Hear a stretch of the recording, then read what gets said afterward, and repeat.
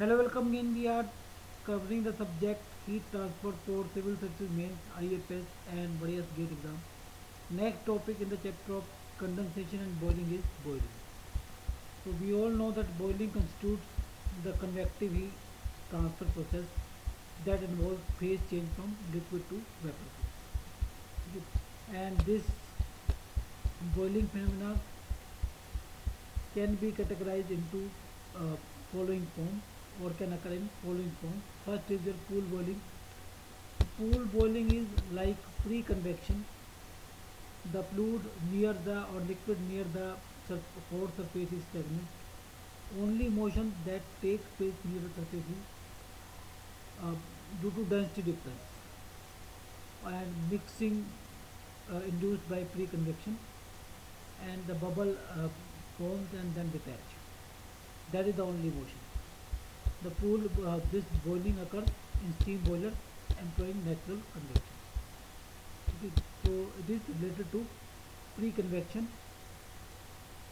The fluid near the hot surface is stagnant, and due to this heat supplied, the fluid changes to vapor and gets lighter and converted into bubble.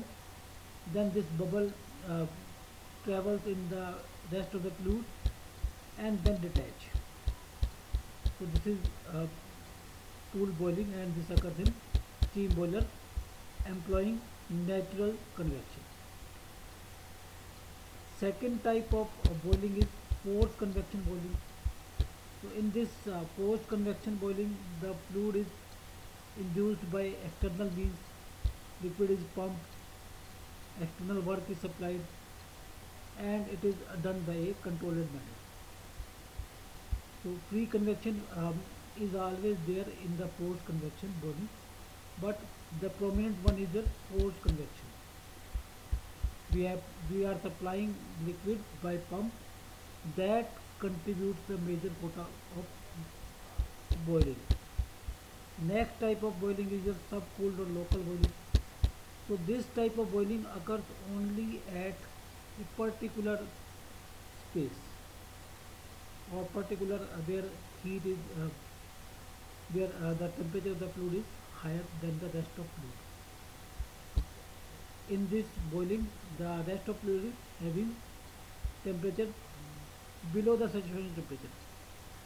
Okay. And boiling takes place at the place where it is higher than the saturation temperature. So that is your local boiling or sub-cooled boiling, because rest of the fluid is you are having a lesser temperature as compared to this saturation temperature.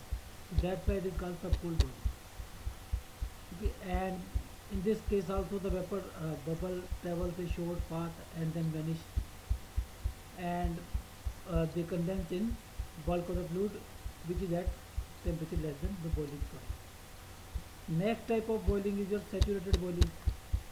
So in this saturated boiling, the temperature of liquid exceeds the saturation temperature.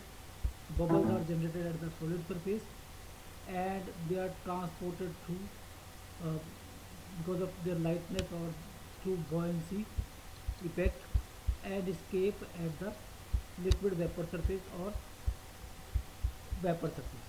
So starts at solid surface and vanishes at liquid vapor surface.